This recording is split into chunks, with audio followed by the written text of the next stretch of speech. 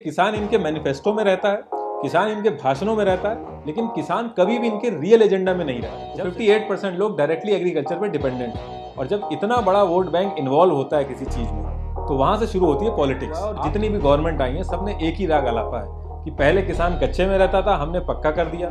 पहले वो चूल्हा जलाता था, हमने गैस दिला दी।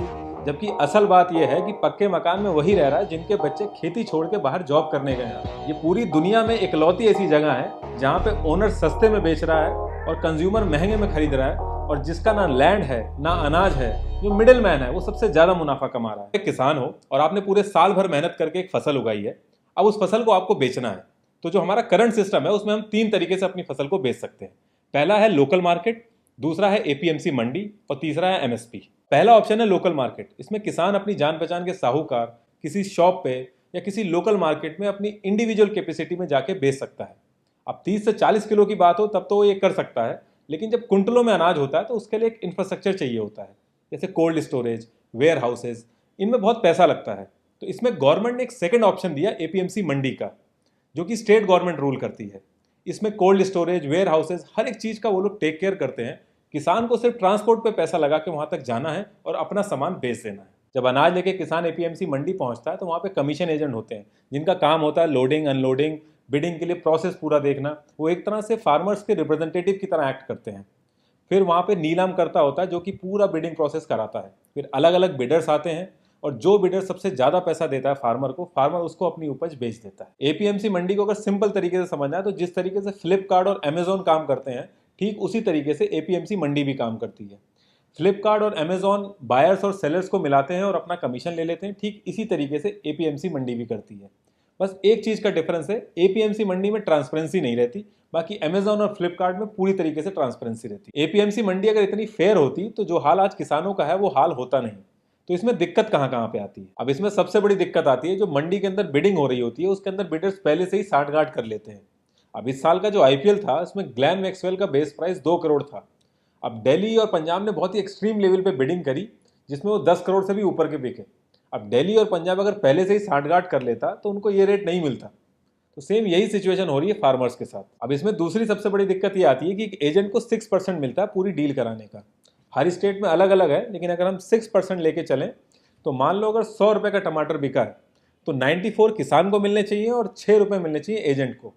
लेकिन होता यह है कि एजेंट किसान से खुद खरीद लेता है 100 रुपए में और 180 में आगे बेच देता है। तो एक्चुअल में किसान को 169.2 मिलने चाहिए और 10.8 जो है वो एजेंट को मिलने चाहिए। लेकिन होता यह है कि 96 मिलता है किसान को और 86 कमाता है एजेंट। पहला ऑप्शन था लोकल मार्केट, दूसरा ऑप्शन था एपीएमसी मंडी। जब एपीएमसी मंडी में धांधली होने लगी तो तीसरा ऑप्शन गवर्नमेंट लेके आई MSP, minimum support price. Government ने एमएसपी लाके ये कर दिया कि जो भी एमएसपी का रेट डिसाइड होगा उससे कम में क्रॉप्स नहीं बिकेंगी।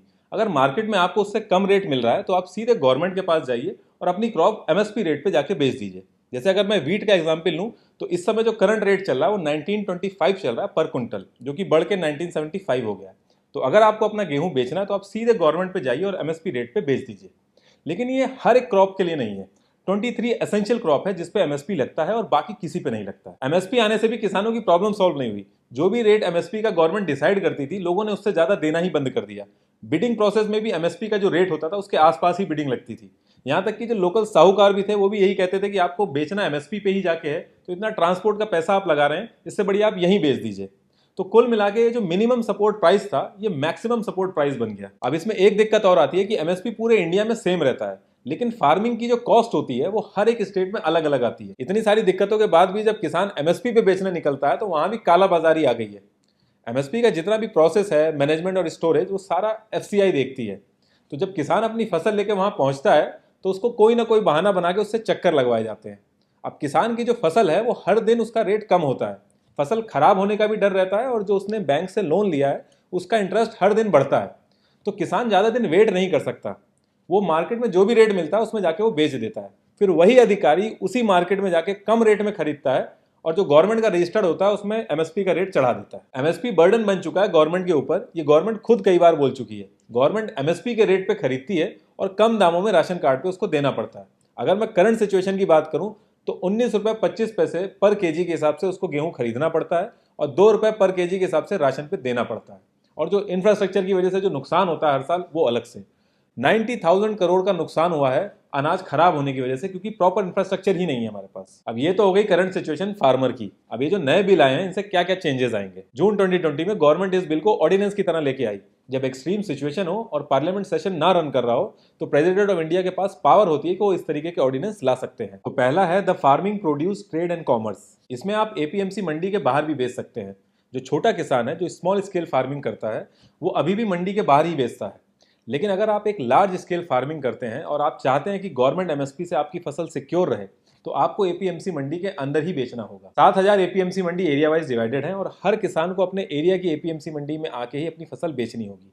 अब मान लो एक किसान डिस्ट्रिक्ट के बॉर्डर पे रह रहा है, दूसरे डिस्ट्रिक्ट की एपीएमसी मंडी उसके पास में है, लेकिन उसके बाद भी उसको अपने एरिया की ही एपीएमसी मंडी में आना होगा और फसल बेचनी होगी। तो इस बिल के आने से अब किसान एपीएमसी मंडी के बाहर भी बेच सकता है किसी भी प्राइवेट कंपनी को, और जो भी सेल और परचेज होगा उस पर स्टेट गवर्नमेंट कोई भी टैक्स नहीं ले पाएगी। जब किसान इतनी दूर से ट्रांसपोर्ट में पैसा लगा के एपीएमसी मंडी पहुंचता है और एपीएमसी मंडी वालों को भी पता है वो यहाँ के अलावा कहीं बेच नहीं सकता, तो ऐसे केस में मोनोपोली हो जाती है और किसान की जो नेगोशिएशन पावर है वो खत्म हो जाती है।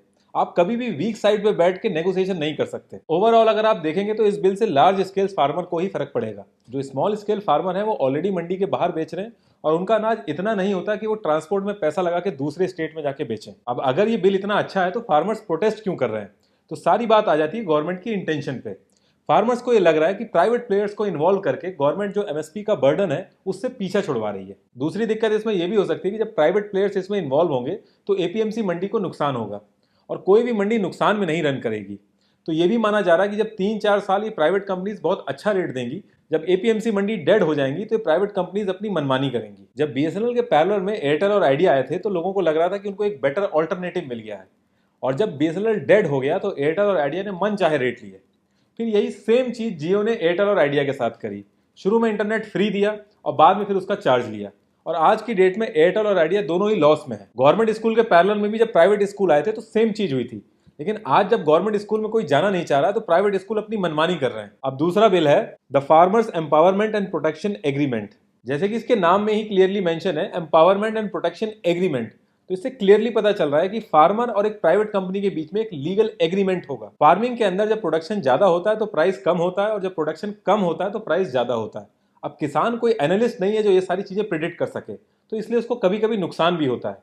तो इस बिल के आने के बाद अगर फार्मर इन सब चीजों से बचना चाहता है तो एक लीगल कॉन्ट्रैक्ट साइन कर सकता है किसी भी प्राइवेट कंपनी से, जिसमें पहले से ही रेट डिसाइडेड होगा। इसमें प्राइवेट कंपनीज किसान को बताएंगी कि उनको कैसी फसल चाहिए, और लैंड प्रिपरेशन हो गया, पेस्टिसाइड, फर्टिलाइजर्स, वेयर हाउसेस, इन सारी चीजों में मदद करेंगी। अब इसमें दिक्कत ये आ सकती है कि फसल पूरी होने से पहले ही कोई कंपनी लॉस में आके अगर बंद हो गई या दिवालिया हो गई तो उस केस में किसान का क्या होगा, या जैसी फसल एक कंपनी चाहती है वैसा प्रोडक्शन ना हो तो उस केस में क्या होगा। देखिए एक लीगल कॉन्ट्रैक्ट है और लीगल कॉन्ट्रैक्ट में हमेशा डिस्प्यूट होते हैं, और कोर्ट के अंदर एक किसान का इतने बड़े बिजनेस जाइंट के सामने खड़ा होना बहुत ही मुश्किल है।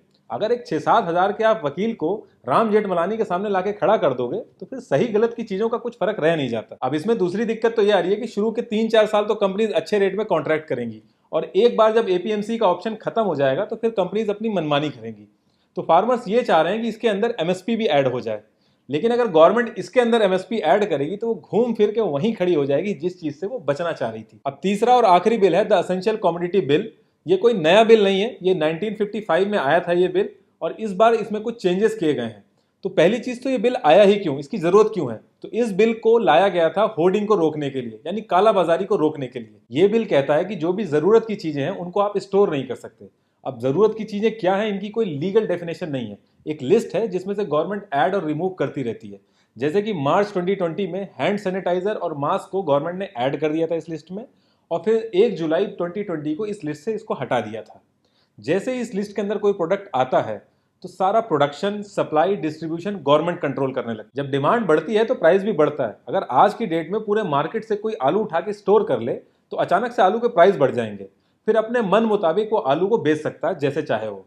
तो ऐसे केस में गवर्नमेंट आएगी और आलू को उठा के एसेंशियल लिस्ट में ऐड कर देगी। जैसे ही आलू एसेंशियल लिस्ट में ऐड होगा गवर्नमेंट का कंट्रोल आ जाएगा आलू के ऊपर, और जो भी उसको स्टोर करेगा उसको जेल होगी। गवर्नमेंट ने इस नए बिल में क्या किया है कि अनाज, दाल, आलू, प्याज, ऑयल, ये सारी चीजें एसेंशियल लिस्ट से बाहर कर दी हैं, और कहा है कि दोबारा इनको एसेंशियल लिस्ट में तभी डालेंगे जब कोई वॉर जैसी सिचुएशन होती है, कोई प्राकृतिक आपदा आती है, या अचानक से प्राइस हाई हो जाता है। गवर्नमेंट का कहना है कि इन सारी चीजों से किसानों को सही प्राइस मिलेंगे, और अगर आप नोटिस करें तो जिस दिन से एसेंशियल लिस्ट में से सारी चीजें हटाई गई हैं उस दिन से इन सब के रेट भी बढ़ गए हैं। लेकिन प्रॉब्लम ये आ रही है कि फार्मर के पास इतना पैसा नहीं है कि वो इतना बड़ा इंफ्रास्ट्रक्चर मेंटेन करे, कोल्ड स्टोरेज मेंटेन करे इन सबको स्टोर करने के लिए। तो इसका जो असली फायदा है वो बड़े बड़े बिजनेसमैन ही उठाएंगे, इन सारी चीजों को स्टोर करके आर्टिफिशियल डिमांड क्रिएट करेंगे। तो ऐसा क्या रीजन है कि पंजाब और हरियाणा में ये प्रोटेस्ट ज्यादा हो रहे हैं? तो पहली चीज तो ये है कि दोनों स्टेट की जो इकोनॉमी है वो एग्रीकल्चर बेस्ड है। दूसरी चीज, जो सेंट्रल गवर्नमेंट है वो हर साल गेहूं और चावल बल्क में खरीदती है। हरियाणा 60% से ज्यादा प्रोडक्शन करता है बासमती राइस का, और पंजाब ऑल ओवर इंडिया में 2/3 से ज्यादा गेहूं प्रोड्यूस करता है। जब सेंट्रल गवर्नमेंट बल्क में गेहूं और चावल खरीदती है तो स्टेट को 8.5% टैक्स देती है, जिसमें से 2.5% एपीएमसी मंडी को जाता है और 6% डायरेक्टली स्टेट के पास जाता है। अगर मैं सिर्फ पंजाब की बात करूं तो लास्ट ईयर 3600 करोड़ रुपए मिले थे इसी टैक्स से, जो कि ये लोग यूज करते हैं फ्री इलेक्ट्रिसिटी वगैरह देके फार्मर्स को इलेक्शन के टाइम पे।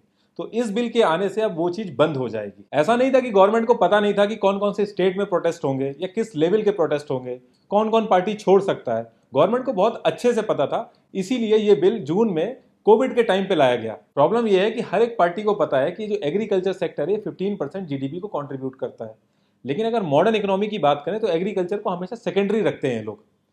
लेकिन उसके साथ साथ एक प्रॉब्लम यह भी रहती है कि 45% पॉपुलेशन इंडिया की डायरेक्टली एग्रीकल्चर पर डिपेंडेंट है और 15% इनडायरेक्टली डिपेंडेंट है। यानी कि कोई ट्रैक्टर की मैन्युफैक्चरिंग कर रहा है, कोई पेस्टिसाइड बना रहा है, तो 58% लोग डायरेक्टली एग्रीकल्चर पर डिपेंडेंट है। और जब इतना बड़ा वोट बैंक इन्वॉल्व होता है किसी चीज में तो वहां से शुरू होती है पॉलिटिक्स। आप नोटिस करेंगे किसान इनके मैनिफेस्टो में रहता है, किसान इनके भाषणों में रहता है, लेकिन किसान कभी भी इनके रियल एजेंडा में नहीं रहता। जब से देश आजाद हुआ और जितनी भी गवर्नमेंट आई है सबने एक ही राग आलापा है कि पहले किसान कच्चे में रहता था, हमने पक्का कर दिया। पहले वो चूल्हा जलाता था, हमने गैस दिला दी। जबकि असल बात यह है कि पक्के मकान में वही रह रहा है जिनके बच्चे खेती छोड़ के बाहर जॉब करने गए हैं। जिनका परिवार आज भी खेती में लगा है वो कच्चे मकान में रह रहे हैं आज भी। सबसे ज्यादा किसान के बच्चे फौज में जाते हैं। एक लग्जरी कार खरीदने आप अगर जाएंगे तो 7.5% से रेट ऑफ इंटरेस्ट स्टार्ट होता है। वहीं एक किसान ट्रैक्टर लेने जाता है और उसको लोन कराना है तो 17% तक का रेट ऑफ इंटरेस्ट लगता है। एवरेज लैंड होल्डिंग है इंडिया के अंदर 1.1 हेक्टेयर। अगर मैं 1 हेक्टेयर की बात करूं तो उसमें से 27 कुंटल गेहूं निकलता है 6 महीना खून पसीना बहाने के बाद। जो करंट रेट चल रहा है वो है 1925 रुपए पर कुंटल, जो गवर्नमेंट ने एमएसपी पे डिसाइड कर रखा है। तो उस हिसाब से एक किसान की 6 महीने की इनकम हो गई 51,975 और मंथली इनकम हो गई 8,662 और एक दिन की इनकम हो गई 288। और ये एक जने की इनकम नहीं है, क्योंकि पूरा परिवार उसमें इन्वॉल्व होता है, तो ये पूरे परिवार की इनकम है। इससे ज़्यादा पैसा अगर एक इंसान किसी रेलवे के जंक्शन में जाए और सिर्फ 4 ट्रेनों के अंदर चढ़ जाए और वो मांगना चालू करे तो इससे ज़्यादा पैसा कमा लेगा। जब से देश आज़ाद हुआ है किसान की इनकम 19% बढ़ी है। मतलब आज़ादी के टाइम पे अगर वो 100 रुपये कमा रहा था तो आज की डेट में वो 119 रुपये कमा रहा है। वहीं एक एमपी की सैलरी 280% बढ़ी है। और अगर एक एक्स एमएलए एक्स एमपी बनता है तो वो 2-2 बार पेंशन उठाता है। एक एमपी का अगर आप सैलरी ब्रेकअप देखोगे तो पूरे साल भर में उसके ऊपर जो कॉस्ट लगती है वो 40 लाख रुपए लगती है। मैं इन हैंड की बात नहीं कर रहा हूँ, मैं जो कॉस्ट लगती है उसकी बात कर रहा हूँ। और जिस रेट कार्ड में इनके कैंटीन में सामान मिलता है पूरे इंडिया के अंदर वो रेट कार्ड में आपको सामान नहीं मिल सकता। जबकि उस रेट कार्ड की असली जरूरत तो एक किसान को है, ना कि करोड़पतियों को। करंट एमएसपी अगर आप मक्के की चेक करेंगे तो 1850 रुपए पर कुंटल है। अगर वहीं मैं केजी में बात करूं तो 18 रुपए 50 पैसे पर केजी है। और आप मार्केट में रेट चेक करेंगे तो 480 रुपए पर केजी, और थोड़ा सा अगर फ्लेवर्ड में आप जाएंगे तो 700 रुपए पर केजी है। तो ये जो डिफरेंस है इससे आप आइडिया लगा सकते हैं कि बीच में कितना बड़ा मुनाफा छुपाया जा रहा है। ये पूरी दुनिया में इकलौती ऐसी जगह है जहां पे ओनर सस्ते में बेच रहा है और कंज्यूमर महंगे में खरीद रहा है, और जिसका ना लैंड है ना अनाज है, जो मिडिल मैन है वो सबसे ज्यादा मुनाफा कमा रहा है। और रही बात पार्लियामेंट में ये बिल सही तरीके से पास हुआ, वॉइस वोटिंग सही थी या गलत थी, तो इन सब चीजों में पढ़ के कोई फायदा नहीं है, क्योंकि ये सारी पार्टियां मिलकर बस एक्टिंग कर रही हैं मदद करने की, कोई एक्चुअल में मदद करना नहीं चाहता। 2019 में अगर आप ऑपोजिशन का मैनिफेस्टो देखेंगे तो पैराग्राफ 7 और सब क्लॉज 11 में वो लोग यही बिल लाने की बात कर रहे हैं। इनफैक्ट 2012 में ऑपोजिशन ने खुद स्मॉल स्केल पे कॉन्ट्रैक्ट फार्मिंग कराई थी, और आज की डेट में वो कह रहे हैं कि डेमोक्रेसी की हत्या हो गई है। 2001 में नवंबर के मंथ में अमृतसर के अंदर जो हमारी रूलिंग गवर्नमेंट है वो एसेंशियल कमोडिटी एक्ट खुद ही अपोज कर रही थी। और ऐसा नहीं कि कोई और लीडरशिप कर रही थी, जो करंट लीडरशिप है वही इस चीज का अपोज कर रही थी। और आज की डेट में ये गेम चेंजर हो गई है। किसानों की कंडीशन सही करने के लिए कोई बहुत बड़ा रॉकेट साइंस नहीं चाहिए। एक छोटा सा फ्रेमवर्क चाहिए जिसमें किसान जो कि लैंड का ओनर है, जिसकी फसल है, उसको सबसे ज्यादा प्रॉफिट हो। जब से हमारा देश आजाद हुआ है हमारी गवर्नमेंट ने बहुत बड़े बड़े डिसीजन लिए हैं। पाकिस्तान के 2 टुकड़े कर दिए, 370 हट गया, रातों रात 500,000 के नोट हट गए। तो इन सब डिसीजन के आगे ये सब बहुत छोटी सी चीजें हैं, लेकिन ये होगा पॉसिबल तभी जब गवर्नमेंट चाहेगी।